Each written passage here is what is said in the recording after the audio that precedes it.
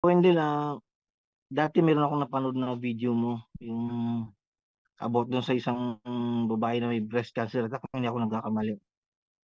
'Pag sinusumpong siya ng sobrang sakit ang nararamdaman niya, tapos meron kang na-mention dun na pinapatakan mo ito ng Holy Express oil, nawala hanggang sa totally yata na healed siya. So yung mga gano'ng instances puwede ko i-apply sa halimbawa kung may dinaramdam ako patak ko kundi sa dila ko, 'di sa ibang tao ihahaplos ko sa kanila, ipapatak din sa dila nila, posible ba yung gano'n? Una, kapatid, ang mga sacramentals ay epektibong-epektibo ito sa buhay natin sa kondisyon, proper faith, proper disposition of morality and state of grace. Kaya kailangan talaga ang general confession, no? Dahil kahit nangungumpisal ka na sa tagal na naliligo sa kasalanan, pang mangungumpisal ka, sabi ng mga eksperto, Father Sikea, ay naputol na ang punishment sa impyerno, ngunit ang demonyo na siya'y nagdala sa kasalanan ay nanatili pa sa katawan. Yon ang dahilan kung bakit na yung mga nangungumpisal na ay paulit-ulit gumagawa ng kasalanan. Pakinggan muna natin si Father Sikia. So remember, very important yung sacramentals because not only the sacramentals assist the sacramentals assist the sacraments. The sacramental of exorcism and the ministry of liberation, like like holy water, etc., assist the sacrament of confession. Okay? Kaya nga, very important, kapag ako 10 taon hindi ako nagsisimba, I am in the state of sin for 10 years, unti-unti kumakapit ang mga spirito sa akin. The longer I am not going to confession, the more and more spirits attached to my body, my emotions, my imagination, my lower faculties. Now, I go to confession, and also my soul belongs to the devil. Ngayon, ako'y nagkumpisal. What will happen? The Lord forgives me. My soul is free. But hindi automatic nawawala ang mga spirito nakakapit sa katawan ko. That's why may mga tao, Father, gusto ko na magbagong buhay, ngunit napakaraming hadlang. Ngayon na gusto ko maging isang mabuting Katoliko. So many challenges, so many obstacles, because the spirits are still attached to the person. That's why that is where the sacramentals are very important. Don't underestimate being in the state of sin for a long time. That's why kaya nga kapag binibinyagan ang isang bata, di ba dapat kapag nabinyagan ang isang bata, dapat pure na. Bakit kailangan pa ng exorcism? Yan. So, ibig sabihin, pag meron kang mga sacramentals, huwag agad-agad ibigay sa ibang mga Katoliko, lalo na pag walang kumpisal na nangyari. No? Ang importante sa bawat isa sa atin, dahil pag nasa kasalanan tayo, Isaiah 59:2, hindi tayo maririnig ng Diyos at nasa kamay tayo ng demonyo. Maputol lamang yan kung mangungumpisal tayo, of course, tunay na act of contrition. Kaya, kung meron tayong holy and exorcise oil at bigay natin yan, lagyan natin yung paulit-ulit ng nagpagamot sa albularyo, delikado. Mas ma-attack siya. Bakit? Dahil may bandage. No? May bandage. Albularyo, paulit-ulit na nilapitan. Nilagyan ang kanyang katawan ng demonyo sa albularyo. Kaya kailangan na makumpisal muna niya, ma-renounce niya ang kanyang paglapit sa albularyo at kailangan na tingnan pa, wala ba siyang mga langis galing sa albularyo na kailangang isuko? Wala ba siyang mga practices na mga occult practices na kailangang ikumpisal dahil occultism, occult practice, superstitious practices, malinaw yan sa Catechism of the Catholic Church, 21:38, superstition is a total departure of the worship that we give to the true God. So, ulitin ko, ang sino mang magpunta sa aming office na hihingi ng holy and exorcise oil, unang tanong ko sa kanila, kailan ang huling pangungumpisal mo? Nagsimba ka ba sa last Sunday? Meron bang mga linggo na hindi ka nakapagsimba? Dahil kung ibigay lang natin ang mga sacramentals na walang pagproseso at walang pag-guide sa kanila, walang pagkakaiba na yan na parang occult object galing sa mga albularyo. Ang importante talaga ay ang kabanalan ng tao. At ito, sabi ni Father Sikia, narinig natin, napakinggan natin, na hindi ma-underestimate ang sacramentals, lalo na kung tayo'y nasa state of grace, kapatid. Balik sa iyo. May isang question ako.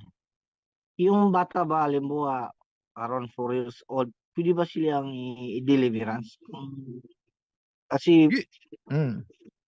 meron akong yung grandson dito na hanggang ngayon speech delay siya. Hindi siya makapagsalita. Gusto magsalita kasi pinaano naman sa doktor, nasusundan naman ang inaano niya. Tapos yung mayroon siyang isang tawag dito, assessment sa tainga na check kung may bingi ba o hindi. Kasi lang hindi na kasi na ano na yung bata. Kaya sa next schedule. Pwede bang pahiran yung alam ba yung dila niya o tainga para sakaling dahil naniwala tayo sa bisa ng sacramentals, di ba? Pwede ba yung Yes, ganon? yes. Pwede yan, no? Pwedeng i-deliverance ang bata. Una, i-break yung consecration, break the curses and spells, break the unholy ties. Nasa kay Father. Pero huwag kalimutan na ang unang dapat gawin ay prayer for protection. Then, breaking the consecration, breaking the curses and spells, breaking the unholy ties, and then prayer of deliverance. At pwede ding isama ang healing prayer. Yung healing prayer nasa kay Father Sikia din yan, no? Dear Lord, I know that there is no sickness that you cannot cure. You know all things, you can do all things, and you love, pangalan ng bata. Yun po, kapatid. Okay, salamat. Pero kung ano mo, ipahid lang yun, no, yung walik exercise oil, dito sa patakan ng konting salt, yung dila niya, pwede rin yun, walang deliverance. Ay, kailangan mas importante talaga deliverance sa kagamitin ang holy and exorcise oil o salt. Lalo na kung ikaw ay authority sa naturang bata. Then wag lang kalimutan, pagkatapos diyan, prayer against retaliation and prayer, cleansing prayer. Okay, last question na lang po. Dati yung kabataan ko, may na-experience ako sa amin sa probinsya kasi totoo talaga yung mga nangyayari doon. Gabi yun eh. Umapauwi ako ng bahay. Siyempre natatakot talaga ako dahil may mga evil spirits talaga na ano. Na-experience ko yung sobrang laki ng ulo ko.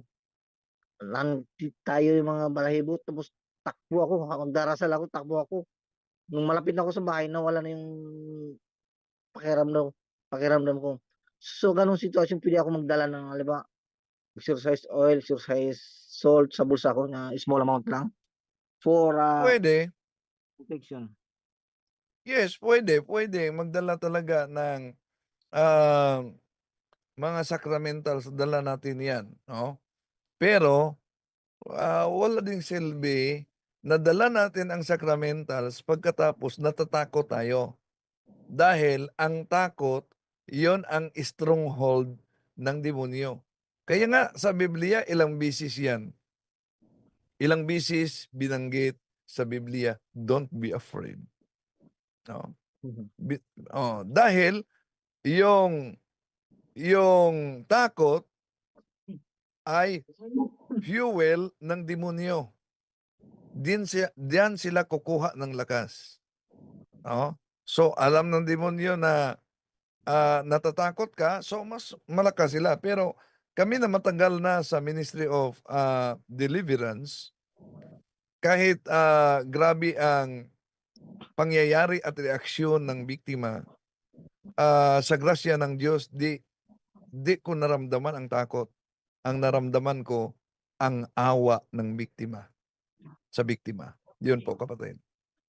Okay, salamat po. Pwede yung last na lang, mayroon pa akong sa ano. Oh, Okay sige. lang po. Sige. Ito about sa kaibigan ko na katrabaho ko. Sobrang karoon ng problema, sunod-sunod sa buhay niya. Sa trabaho, sa negosyo. Tapos meron siya nabilhan daw ng walis doon sa isang badyaw, buntis na badyaw. Sinabihan siya daw na, "Kuya, huwag kang magagalit kasi meron akong nakita sa iyo na aninong itim na sumusunod sa iyo." So after ng ilang araw, sunod-sunod talaga so tumatawag siya sa akin, halos mangiyak-ngiyak niya. Pinayahan ko, sabi ko, "Pre, magumpisal ka, magsimba ka." So ginawa niya. Tumawag ulit sa akin, sabi niya, "Pre, gumaan ang pakiramdam ko. Nakatulog ako ng maayos." Tapos ngayon nakaraang araw, sabi niya, "Pre, naka-recover na ako. Maraming salamat." So ano kayang pwedeng gawin dun sa black anino na yung sumusunod sa kanya? Well, malinaw naman yang sinasabi sa unang Pedro Kapitulo 5:8 na Bro Angel, pakibasa Bro Angel. Yes, bro. 1 Peter chapter unang Pedro 5:8 at ipatuloy na lang sa 9. Ito po yung sinasabi. Umanda kayo't magbantay. Ang dyablo na kaaway ninyo ay parang leyong umaatumal at aali-aligid na humahanap ng masisila. Laban, okay. So, sa 5 o 8 pala yung inano ko, bro. 8 o 9, ituloy sa 9. Tuloy natin sa 9. Ang sabi rito, labanan ninyo siya at magpakatatag kayo sa inyong pananalig sa Diyos. Tulad ng alam ninyo, hindi lamang kayo ang nagtitiis ng ganitong kahirapan, kundi pati ang inyong mga kapatid sa buong daigdig, ang salita ng Diyos. Okay, salamat Bro Angel. So malinaw, noon nasa paligid, nag-aaligid sa atin ang kalaban. Kaya yung badyaw, open ang kaniyang psychic ability. Nakita niya yung shadow. Ang yung shadow na yan ay ang demonyo. Pagkatapos na sinabi ng badyaw na nasa sumusunod sa iyo, yun sunod-sunod na ang tinatawag na extraordinary demonic oppression. Yun ang tinatawag, extraordinary demonic oppression. Bakit? Ibig sabihin, may opening sa kanyang buhay. May opening sa kanyang buhay, bukas, kaya natamaan siya. At maganda yung pagtanggap niya sa sakramento ng simbahan, kaya yun ang naramdaman niya. Pero sana, hindi lang isang bisis, gawin na niya iyon na kung maaari monthly at huwag kalimutang magsamba talaga every linggo dahil naramdaman na niya kung tandaan natin yung sinabi mo na hindi na niya talaga maunawaan yung atake sa kanyang buhay.